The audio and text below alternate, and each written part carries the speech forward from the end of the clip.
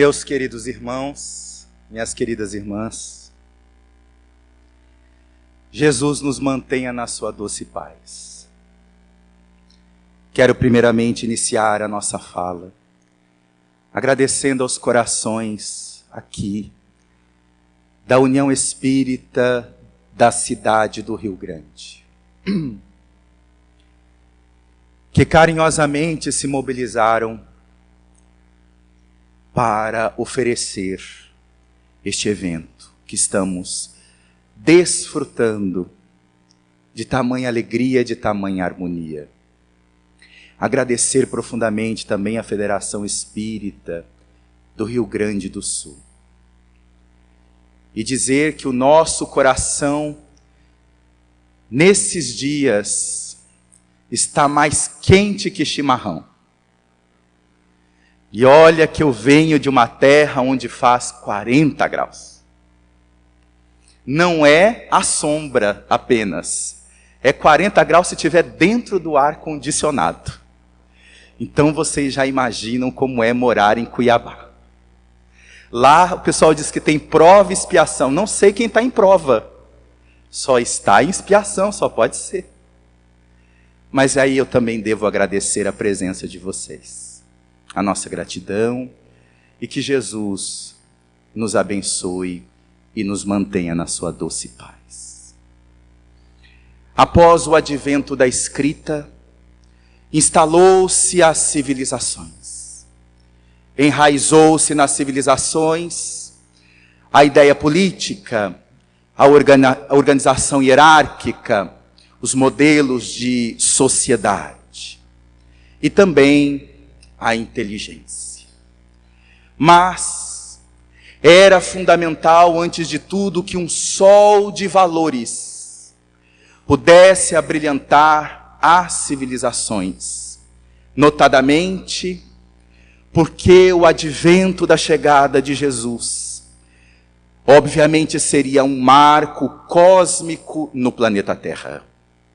É neste momento que o sol cósmico dos valores envia à Terra os seus feixes de luz. Ele viria, mas antes dele, no Ocidente, desce um feixe chamado Sócrates, um outro feixe chamado Platão, um outro feixe chamado Aristóteles. E no Oriente, desce um feixe chamado Lao Tse, um outro feixe chamado Confúcio e um outro raio de luz chamado Siddhartha Gautama, o Buda. É interessante notarmos que no século IV e V antes de Jesus, o mundo foi inebriado por um perfume filosófico sem conta. E a humanidade foi presenteada com uma proposta que levaria as bases fundamentais para as sociedades, tanto ocidental quanto oriental.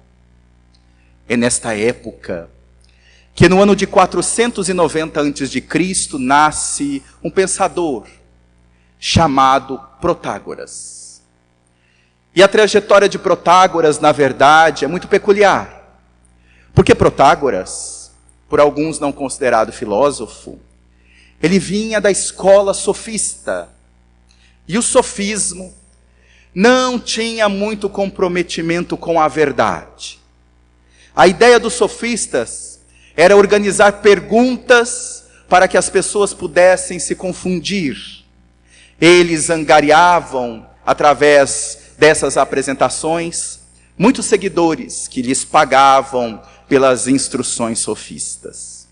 Mas Protágoras, sem dúvida, foi um dos que mais se destacou, deixando claro na sua proposta que a verdade é muito relativa e que não há uma verdade como nós possamos pensar, que a verdade do que a pessoa pensa, do que eu penso, cada um tem a sua. E ele acabou cunhando a frase: o homem é a medida de todas as coisas. Mas cerca de 20 anos mais ou menos depois de Protágoras, vem nascer Sócrates. E o trabalho de Sócrates, filho de uma parteira e de um pedreiro, ele vai observar a natureza como seu grande livro. E observando a natureza, os elementos, a cadência, a harmonia, o equilíbrio, Sócrates vai fundamentar os seus valores e sua sabedoria numa ordem geral que organiza tudo. E neste momento, em que o seu pensamento já começa a eclodir na terra, ele vê em Protágoras, ou na proposta de Protágoras, melhor dizendo, um grande perigo. Porque esta vida sem parâmetros, sem paradigmas, seria sustentarmos-nos no caos. E ele diz, não, existe a verdade, sem dúvida. Porque o ser, a harmonia, a felicidade não se faz de qualquer jeito. Se fosse fácil ser feliz, nós tínhamos uma multidão de gente feliz na rua. Então, para ser feliz, tem uma forma, tem uma busca. E Sócrates então diz que uma vida virtuosa vale a pena ser vivida. E ele cunha também a outra frase: uma vida irrefletida não vale a pena ser vivida. Porque se nós não nos dedicarmos a produzir as virtudes, que para ele são as bases para se chegar na verdade, juntamente com a razão. Sócrates, então, que não se considerava, obviamente, maior que ninguém, estabelece a maiêutica, que era um processo que fazia uma grande diferença em relação à técnica sofista. Ele perguntava àqueles que diziam que sabiam. E aí, ao questionar aqueles que diziam que sabiam, verificava se aqueles que sabiam entrariam ou não em contradição, logo demonstrando que não sabiam muito quando diziam que sabiam. E, obviamente, ele foi sendo considerado o maior sábio, até dirigirem a sua persona pelo templo de Delfos, oráculo, pergunte a Sócrates, o maior de todos os sábios. E no templo, a frase que conhecemos, conheça-te a ti mesmo, que ele soube muito bem transbordar em sabedoria. Mas essa ideia de virtudes e essa busca pela verdade, que Sócrates sabia lidar com os sofismas, os equívocos, as lacunas do raciocínio, porquanto se há algo que brilha e traz verdade, nunca vai cair em contradição. É nesse momento que todo o trabalho socrático encanta os seus discípulos. Mas ele não estava só. Do outro lado do mundo, no Oriente, havia também um outro sábio que estava enraizando o perfume das virtudes, dos valores na terra. Seu nome, Lao Tse. Ele era da escola do pensamento dos 100 pensadores da antiga China. E Lao Tse foi quem escreveu o Tao Te Ching, o livro do caminho da virtude.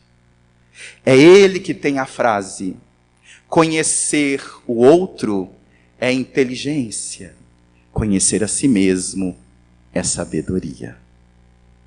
E com Lao Tse, a China toda receberia uma semeadura de reflexões dantes nunca imaginada. E ele dizia uma frase muito peculiar: o tal que pode ser descrito não é o verdadeiro tal. E o que é o tal? O tal é o caminho. No Ocidente, a verdade. No Oriente, o caminho.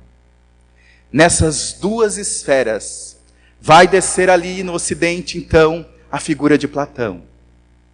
E conforme Sócrates havia dito, há sim verdade, Platão também vai e acrescenta: há um mundo, o mundo das ideias, o mundo no qual é perfeito. Nós somos pálida representação imperfeita desse mundo. Mas o mundo ideal e a captação da mente de Platão nos mundos superiores, na atitude celeste, nos mundos celestes, é contributiva para o pensamento na Terra. Porque ele vai falar do mito da caverna, que nós estamos aqui como se estivéssemos dentro de uma caverna. E atrás de nós passa cavalos, pessoas, objetos, e uma luz ilumina a parede onde nós olhamos. Nós estamos enxergando os efeitos, achando que estamos vendo as causas. E é nesse momento que ele diz que se uma pessoa voltasse e fosse tirada da caverna e visse realmente as coisas como são, se tentasse voltar na caverna, teria muita dificuldade de explicar a realidade da vida para os prisioneiros da caverna. Porque eles não entenderiam. Seria possível, talvez, que eles achariam louco ou até matariam. Então, Platão compreende que era delicado para o seu mestre Sócrates oferecer a ideia realmente da verdade de uma só vez, como ele investigava e buscava, porque nós não estávamos preparados para recebê-la. Mas Platão não estava só também. Do outro lado do mundo, desses feixes de luz que buscavam o caminho, em cooperação desses feixes de luz que buscavam a verdade, estava Confúcio. E Confúcio, um dos grandes sábios da China, oferecia que o homem, para ser feliz, ele deveria buscar antes de tudo ser o homem natural.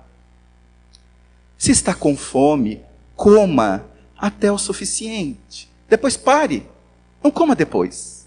Está com sede, durma, mas durma o suficiente. Não exceda para dormir.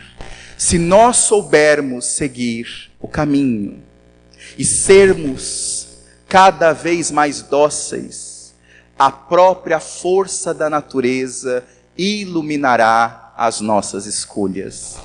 É ali que Confúcio vai tocar profundamente na consciência do agir.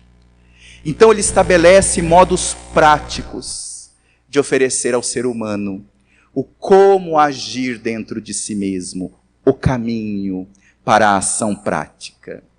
Interessante pensar que nós espíritas também temos isso em O Livro dos Espíritos. Pergunta 919. Qual é o meio prático? E a resposta: conheça-te a ti mesmo. Um sábio da antiguidade já falou disse. Conheça-te a ti mesmo. Remete novamente ali, do autoconhecimento, do modo do homem perceber-se e não exceder, não ir para os extremos. Ali abria Confúcio. Mas, se nós podemos agradecer um daqueles momentos de integração com o pensamento ocidental, vem de novo para a Grécia e vamos ver a figura de Sócrates com Platão e Aristóteles. Hoje, nós temos nos centros espíritas estudos sistematizados da doutrina espírita. Mas muitos de nós nem imaginamos que Aristóteles tem uma contribuição enorme. O pensamento aristotélico e como ele elaborou formas de sistema de pensar. Então, aquela ideia socrática da busca da verdade, a certeza intuitiva de Platão sobre a existência de um plano maior, uma verdade que vai ajudando a nos modelar na existência, abre-se para a cooperação de Aristóteles. E especificamente, Aristóteles, nos seus 14 livros, ele chama de filosofia primeira, e alguns falam de metafísica, ele vai trabalhar 4 causas. São 4 causas que o ser humano deve pensar em termos de metafísica, para o desenvolvimento do ser e da vida, uma consciência mais ampla. Ele chama de causa formal. Tudo tem uma forma. Nossos braços têm o tamanho que têm. Se eles fossem maiores, nós talvez não conseguiríamos andar bem, desequilibraríamos. Então o braço tem o tamanho que tem, porque tem um motivo, tem um sentido. Ele vai trabalhar com a causa material. Tudo que existe tem uma causa da matéria. Do que é feito aquilo?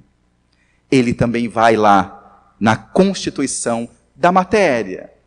A exemplo do seu antecessor Tales de Mileto, que queria saber profundamente a constituição do universo. E disse, naquela época, dentro das suas possibilidades, que vinha da água a origem de tudo. Mas ele também falou de uma outra causa, a chamada causa eficiente, que vai pegar a linha de onde isso veio, de onde aquilo começou. Por exemplo, a causa eficiente de uma mesa, aquela madeira especificamente, a causa eficiente dela vem de uma árvore, por exemplo. Mas e a causa eficiente do ser humano? Se pegar o indivíduo, vem do pai e da mãe, do nascimento. Mas e de toda a humanidade? Mas e de todo o universo? Mas e de todo? Isso já, obviamente, deu um salto no pensamento da época e até hoje. Mas a causa, que obviamente até hoje é muito utilizada do pensamento aristotélico, é a chamada causa final, ou causa teleológica. Para que isso existe? Com qual finalidade isso existe? A tríade Sócrates, Platão e Aristóteles inaugura no planeta um modo de investigar a verdade pela razão. Já estava a busca, o interesse, um modelo onde o ser humano pudesse se equivocar o menos possível. Mas a verdade aqui teria sua contribuição aos que estavam ali. Lao Tse, Confúcio e Buda, trabalhando o caminho. E ali nasce Siddhartha Gautama. E Buda, ele vai trabalhar exatamente a ideia do caminho de Lao Tse, mas o caminho do meio. Oferecendo à humanidade as 4 nobres verdades. E quais são elas? A primeira verdade, a verdade sobre o sofrimento. Todo mundo sofre. Aquele que nasce, a criança, o idoso. Há o sofrimento no mundo. Não há como negar. O ser humano traz as suas dores muito profundas. Mas Buda vai trabalhar sobre também a causa da origem do sofrimento. Por que sofremos?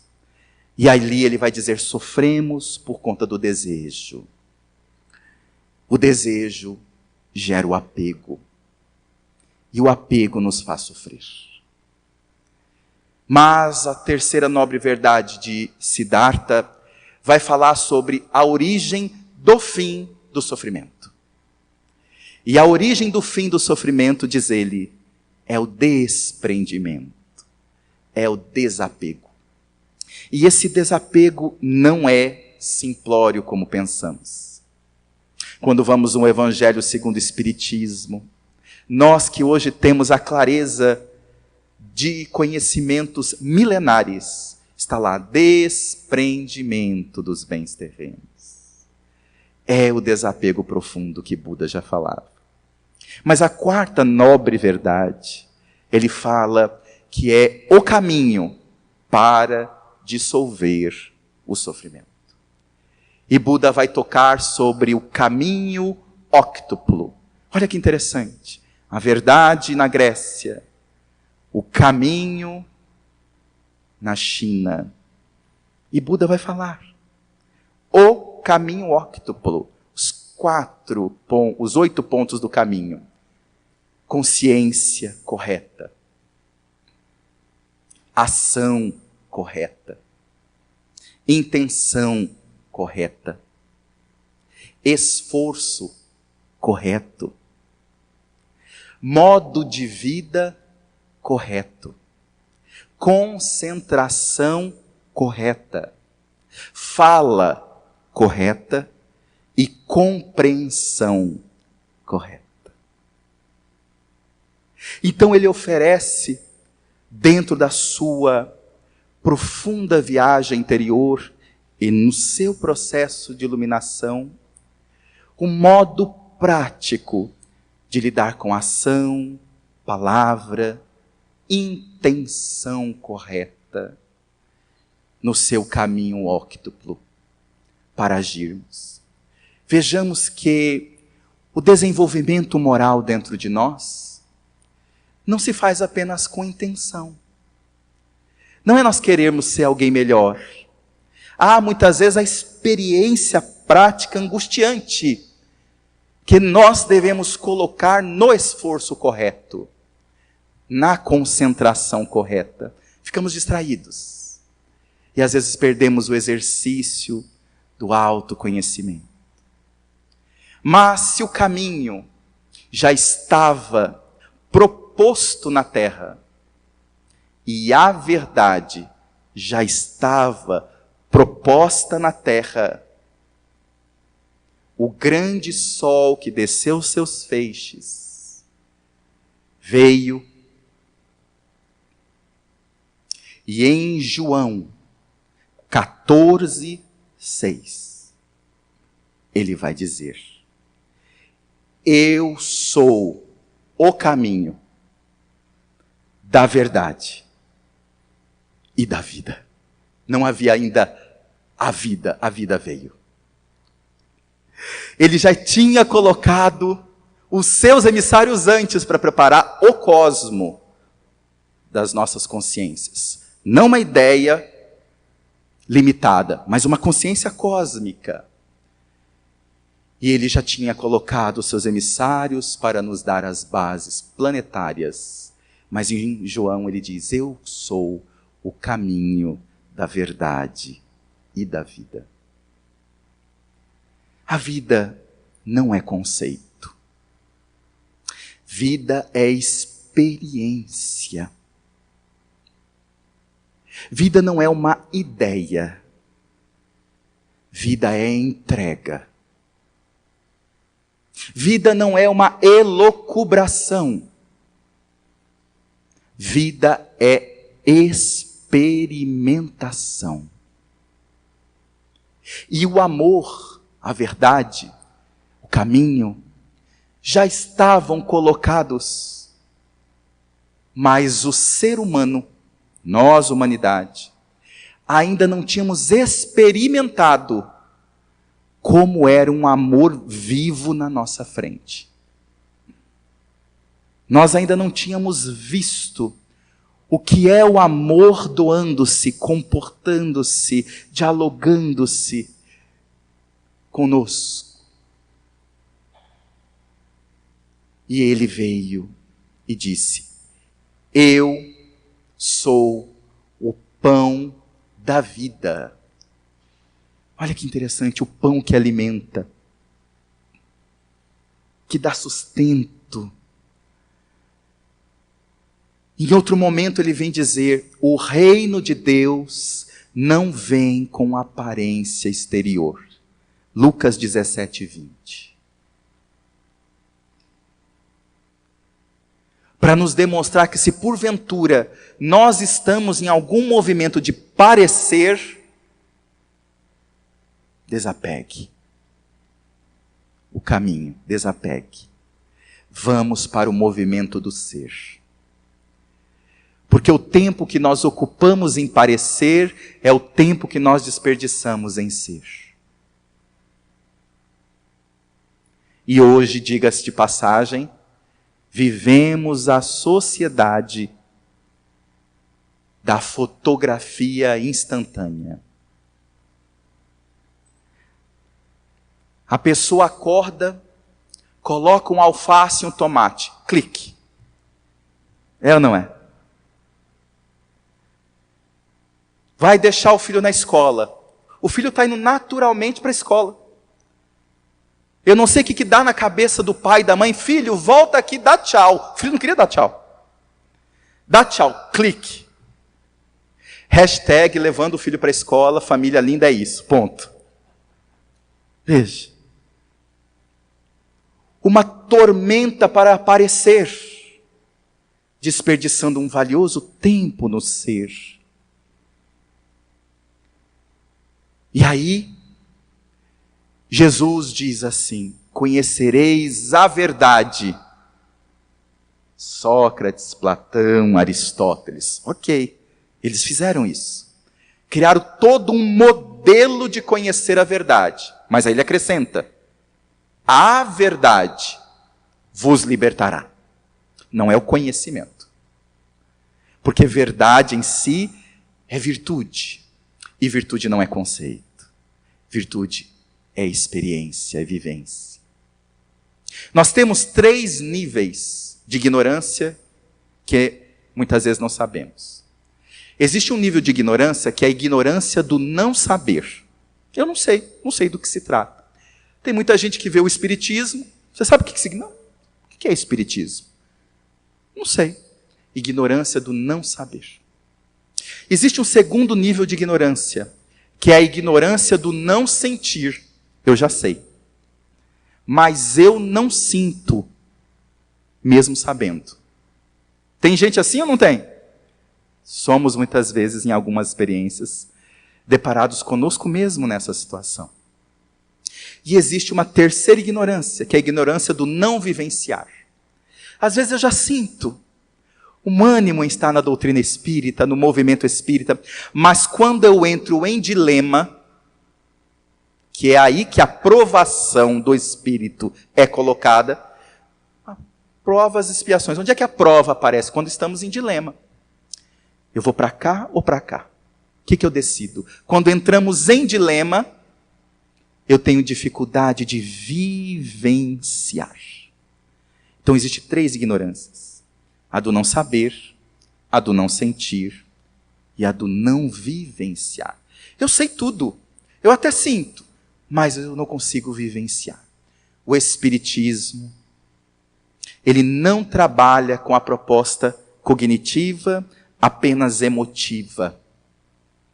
Ele vem dizer o meio prático. Espiritismo é prática. E é Jesus.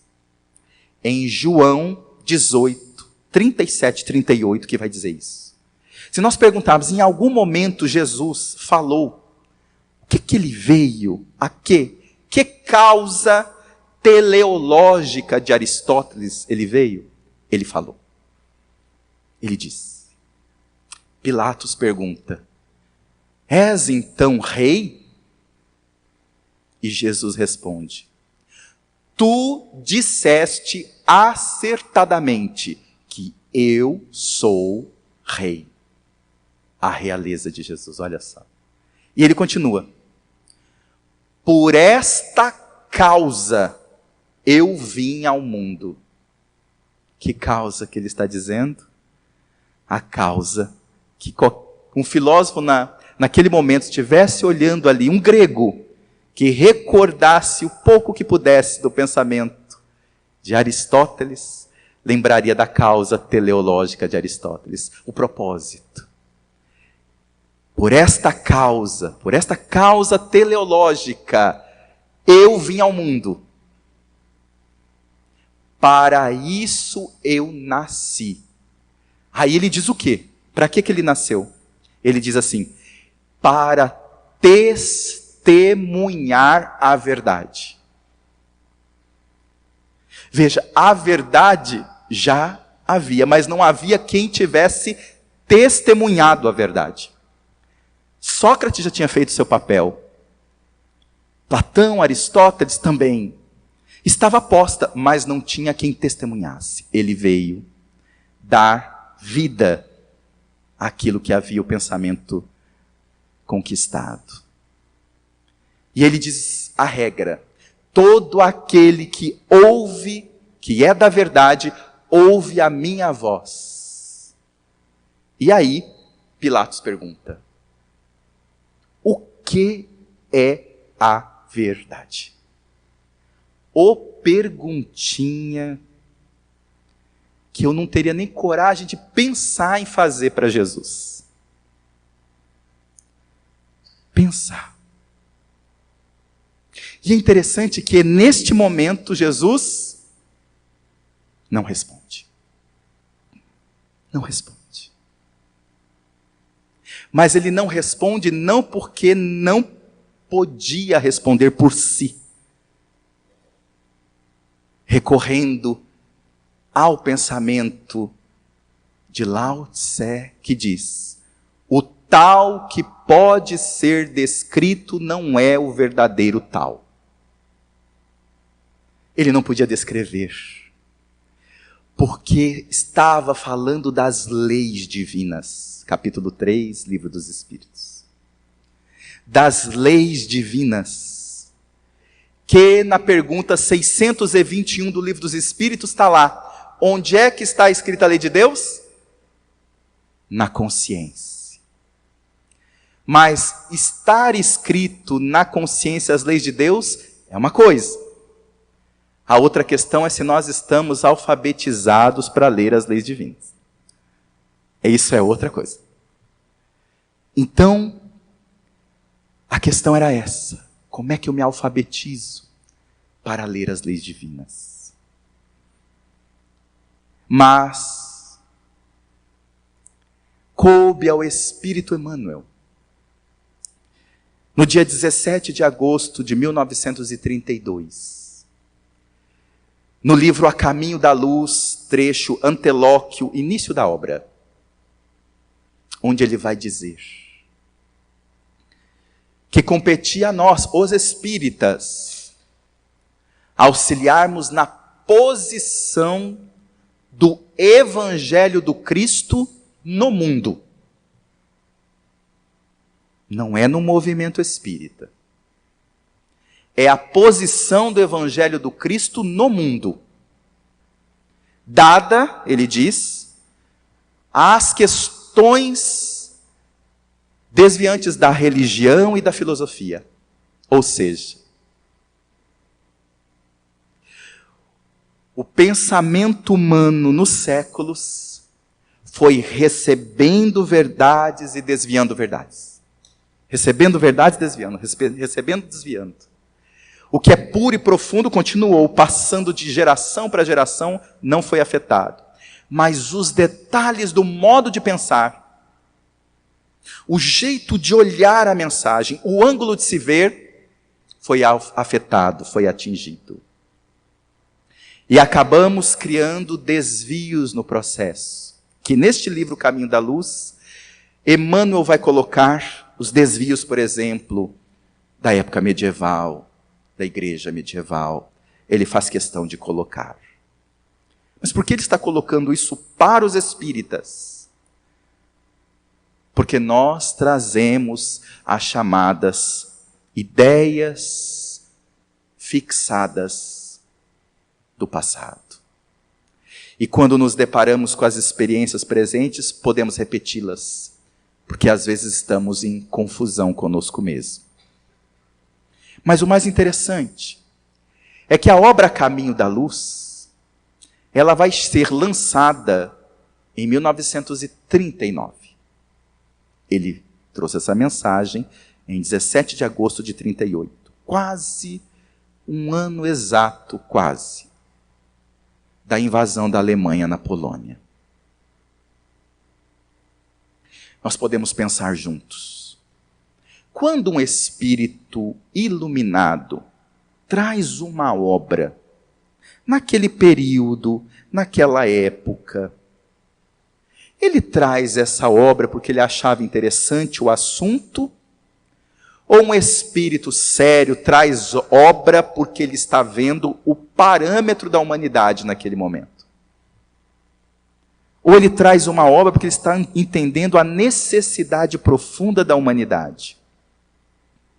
Se nós vamos para o mercado, os motivos que levam as pessoas a lançarem seus livros profissionais, mercadológicos, que as pessoas estão lendo hoje? Esse assunto, vamos lançar um livro sobre isso.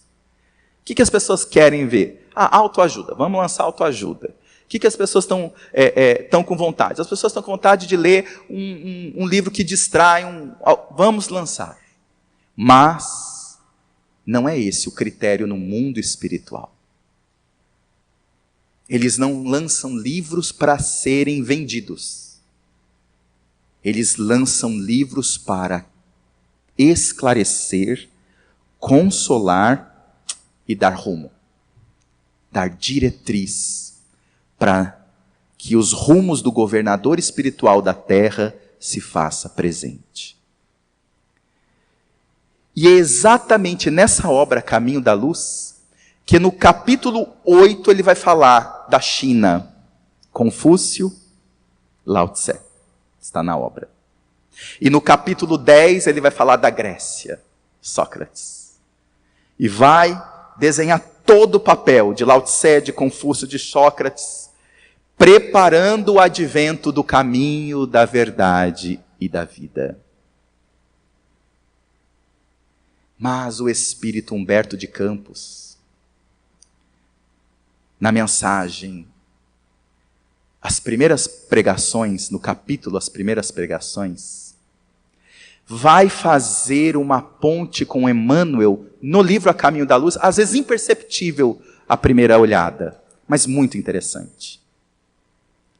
É que na obra A Caminho da Luz, no primeiro capítulo, Gênese Planetária, tem um subitem que nós olhamos assim, mas o que será que fez Emmanuel colocar esse subitem? Chama lá, escultor divino. Ele coloca. E ele fala do carinho de Jesus em cuidar dos detalhes, a escultura do planeta. Se o nosso planeta hoje, como nós vemos, é azul, bonito desse jeito, os mares, as montanhas, o delinear da neve na colina suíça, a paisagem de Rio Grande, formulada nesse rio ao lado do mar. Se temos os chapadões do Mato Grosso, os pantanais, os cânions, o escultor divino é que nos proporcionou. Se nós temos dentro de nós a escultura do código genético, que é lindo, ou a forma como a célula se comporta na sua bipartição celular, e tudo que há nela foi porque houve com Jesus e seus ministros siderais o que Emmanuel chama de o escultor divino. Mas o que isso tem a ver com Boa Nova, Primeiras Pregações? É porque no Boa Nova, Primeiras Pregações, nós vamos ver duas frequências muito interessantes. A frequência como o sacerdote Hanan pergunta e a frequência como Jesus responde. Em que nível temporal Jesus responde? Conta nesse capítulo que um peregrino estava na escadaria do templo, olhando. E um grupo de sacerdotes ficaram magnetizados por aquele homem comum. Um deles se destaca, de nome Hanan. Ele também seria partícipe do julgamento de Jesus junto com Caifás. Hanan vai, olha aquele peregrino na escada e diz assim mais ou menos: peregrino, que fazes na cidade? E Jesus responde: passo por Jerusalém para fundar o reino de Deus. Ele não disse eu vim para Jerusalém para isso. Passo para Jerusalém, por Jerusalém, para fundar o reino de Deus. E aí Hanan pergunta, reino de Deus? Que pensas tu venha a ser isso? E Jesus responde. Ele está falando com o governador cósmico E o governador cósmico responde na frequência que lhe é peculiar. O reino divino, o reino de Deus, é a obra divina no coração dos homens. Olha onde ele direciona o reino de Deus. O reino de Deus é a obra divina no coração dos homens. Lucas 17, 20. O reino de Deus não vem com aparência exterior. E aí Hanã olha para ele e pergunta, obra divina? Não seria difícil tal empresa? Acaso você tem seguidores e cooperadores, talvez o apoio de um príncipe desconhecido? E aí ele diz, os meus seguidores virão de todos os lugares. Numa visão cósmica, do Ocidente, do Oriente, já estavam aqui, estavam naquela época, e estão hoje, e estarão para todo sempre. Os meus seguidores virão de todos os lugares. E aí Hanã, ironicamente, fala com o escultor divino a seguinte colocação. Os tolos e os ignorantes estão em toda parte. Mas, porventura, você já viu alguma estátua erguida em fragmentos de lama? Ele fala sobre estátua para o escultor divino. O escultor divino, com muito carinho, olha para ele. Sacerdote. E isso é muito profundo, essa frase. Não há mármore mais puro do que o do sentimento. E nem cinzel melhor do que o da boa vontade. De novo, Jesus centra onde todos os seus esforços. E centra em quem todas as suas esperanças. Em quem? Em nós. De novo, Jesus centra em nós. Não é em sistema político. Não é em hierarquia. Não é num templo de pedra. Não é num movimento constituído, como é o nosso movimento espírita.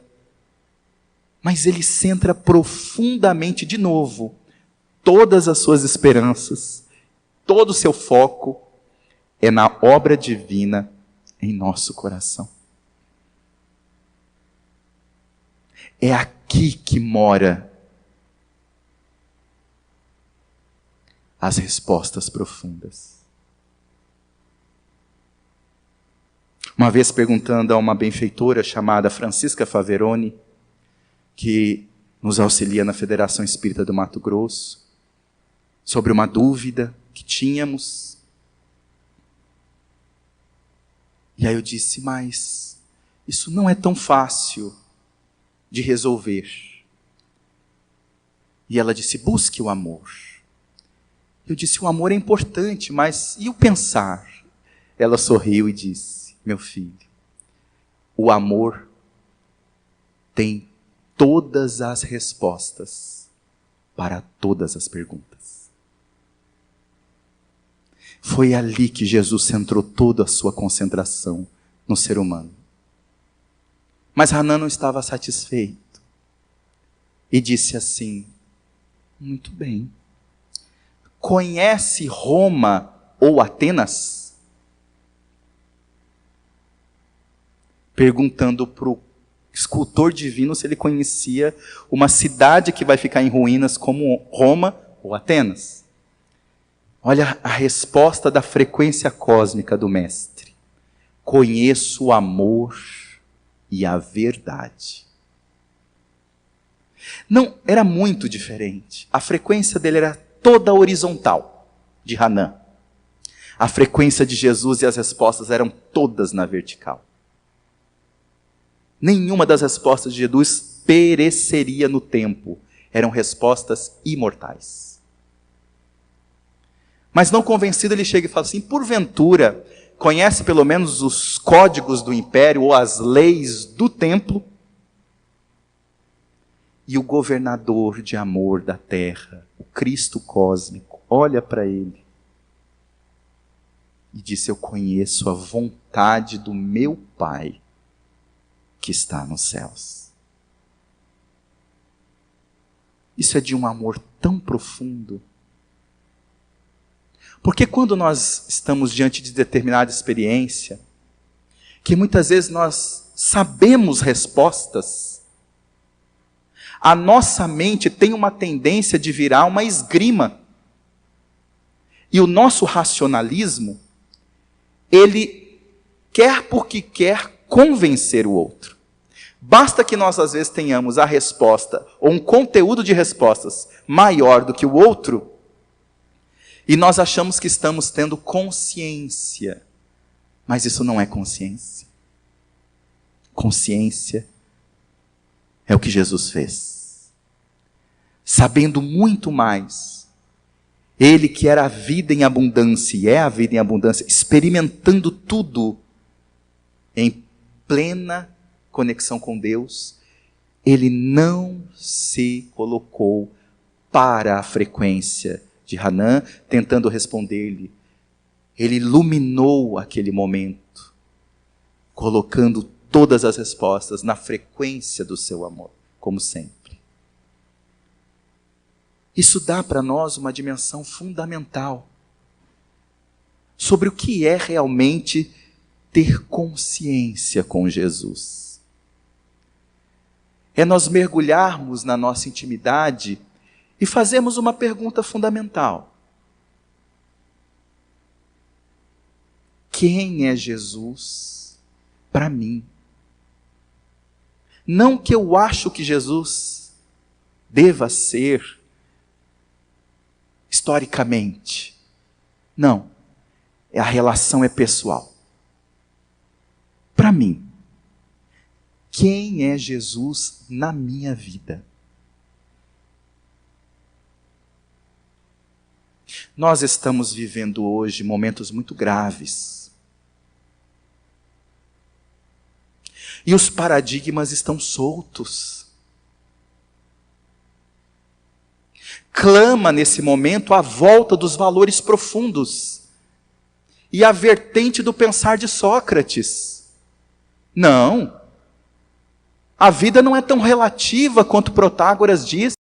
Existe um eixo que organiza todas as coisas. E esse eixo, disse Sócrates, virtudes. Estamos sendo convidados como espíritas a ouvir, sentir e vivenciar um novo eixo. De 20 em 20 anos, os sociólogos dizem que as gerações mudam. Alguns dizem de 10 em 10 anos. Então tivemos a geração Baby Boomer, depois a geração Y, Z, Milênio, agora mais recentemente. A geração nada mais é do que um grupo de pessoas daquele momento, que nasceram mais ou menos na mesma época, que passam geralmente por experiências culturais semelhantes e que têm comportamentos semelhantes culturalmente falando. Mas o problema é que uma geração transmite à outra também os seus equívocos, suas idiosincrasias, suas ideias pessoais, e a geração absorve, com isso vai para outra, com isso vai para outra, e fica um processo repetitivo. Muda algumas questões, volta a outras. Mas porque os parâmetros dessas sociedades são culturais. Então, como os meus pais faziam, eu também faço, aquela coisa toda. Mas quando na pergunta 625 do Livro dos Espíritos vem, e a resposta é: qual é o ser mais perfeito que Deus ofereceu ao homem para servir de modelo e guia? Essa pergunta mudou a rota. Porque a partir desta pergunta e a resposta, Jesus, em algumas traduções observe Jesus, mudou a rota. O parâmetro não é mais o que o meu pai me disse, minha mãe me disse, meu estado diz, minha cultura fala. O parâmetro agora é a cultura das leis divinas. O parâmetro agora é a cultura cósmica. O parâmetro agora é fazer parte da geração imortal. Não mais de que geração eu sou, fisicamente falando, mas da geração imortal. Onde os meus parâmetros agora são focados na busca de compreender, sentir e vivenciar leis divinas na consciência.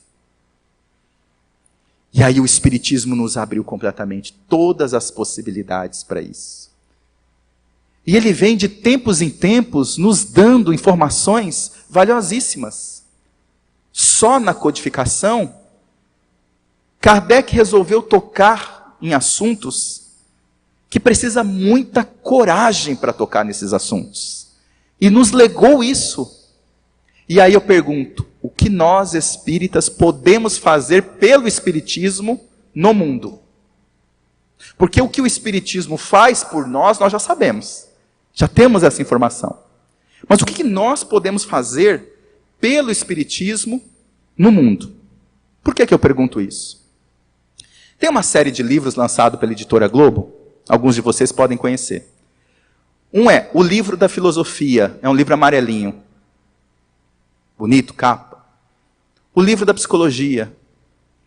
O Livro da Política. É um livro vendido em todas as livrarias, não do Brasil apenas. Ele é vendido nas livrarias do mundo. E aí eu tive a curiosidade de... Alguns livros eu tenho, mas estava passando pelo aeroporto fora do Brasil, eu tive curiosidade porque eu vi, falei, nossa, igualzinho. Eu vi, era em outra língua, eu não entendia nada, era alemão, mas resolvi ver. Falei, olha que interessante. Deixa eu ver se no Livro da Filosofia, onde ele fala da história praticamente de todos os filósofos, estava Allan Kardec. Fui lá buscar. Não estava. Falei, eu vou lá no Livro da Psicologia, deixa eu ver se está. Não está. Falei, bom, agora tem um preto que é o Livro da Ciência. Falei, agora eu vou achar. Ciência? Não é possível. Não está. Nem fala de Hippolyte Léon. Ninguém. Falei, mas agora, quando eles lançaram o Livro da Religião, o que vocês acham que eu senti? Uma alegria imensa. Porque no Livro da Religião vai estar. Fui buscar. Cadê? Século, porque eles têm por datas, né? Cadê? Não está. Falei, meu Deus. A maior realização e descoberta dos séculos depois da vinda de Jesus, ninguém conhece. É um ilustre desconhecido. E eu fiquei perguntando, mas o que é isso? Porque tem filme espírita, tem congresso espírita, tem seminário espírita, está na Google, espiritismo, tem cinema, tem tudo. O que está acontecendo? Mas aí é ele mesmo que vai dizer a proposta. Quando ele vem como Espírito da verdade, vem como outrora dos filhos transviados de Israel. Escutai a minha palavra. O meu coração está tomado de compaixão por vossas misérias, para não estender mãos socorrosas em vossa direção. Então ele já começa a mensagem dizendo isso, compaixão pelas nossas misérias. E é nesse momento que eu compreendi. O Espiritismo não vai ser divulgado, dessa vez, pela força da palavra, o Espiritismo vai ser divulgado no mundo como obra divina no coração dos homens. Será através de um movimento espírita que traga de novo o perfume dos antigos cristãos, que mobilizemos a força da obra divina no nosso coração, que vai fazer o Espiritismo ser percebido no mundo, porque só pela força da divulgação não será possível. O mundo sofre, como dizia Buda, e o sofrimento só pode ser sanado com o desprendimento, o desapego. Nós espíritas estamos hoje sendo chamados a criar uma geração imortal. Uma geração de pessoas que tenhamos nós a capacidade de nos desprender da nossa vaidade, dos nossos apegos, da nossa importância pessoal, do nosso sentimento de insubstituibilidade. Nós somos convidados a ir além. A ir além e entender que estamos sendo convocados, conforme Jesus disse, a trabalhar intensamente para que o reino de Deus esteja entre nós. E certa feita, meditando sobre o grande convite que nós espíritas hoje temos, um espírito se aproximou.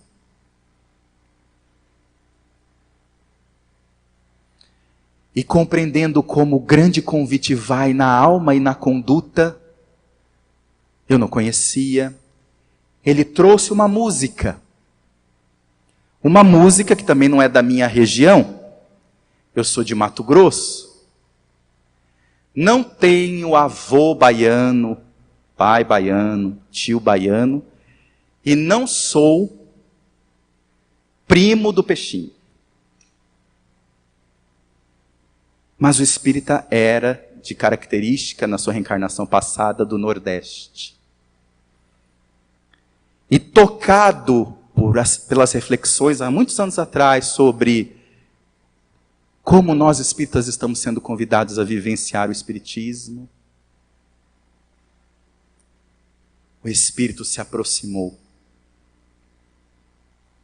e começou a cantar. Ó meu Deus, como é tão triste quem a fé não cultivou. Deixou a alma de lado e pelo corpo interessou, se esquecendo que a ampulheta do tempo não para não. Por mais lindo seja o corpo, é enfeite, tomba morto, rumo à degradação. Alguns querem o destaque, honrarias e louvor. Montam o palco da vaidade e desfilam o seu valor, se esquecendo que a vida é um rio que corre além. Mandam, desmandam, embargam, mas na terra existe um fato: ninguém é melhor do que ninguém. Outros querem o poder sem saber como usar. Querem tudo nas mãos ter, querem a todos controlar. Se esquecendo que o tempo rói toda a estrutura. São loucos gritando ao vento, cheio de dor e tormento, rumando para a sepultura. Certamente os amigos devem estar se questionando. Estes são materialistas, vivem só no desengano. Mas lamento informar que essa postura de ateu não são os materialistas que preenchem largas listas, mas sim os espiritistas que esqueceram-se de Deus.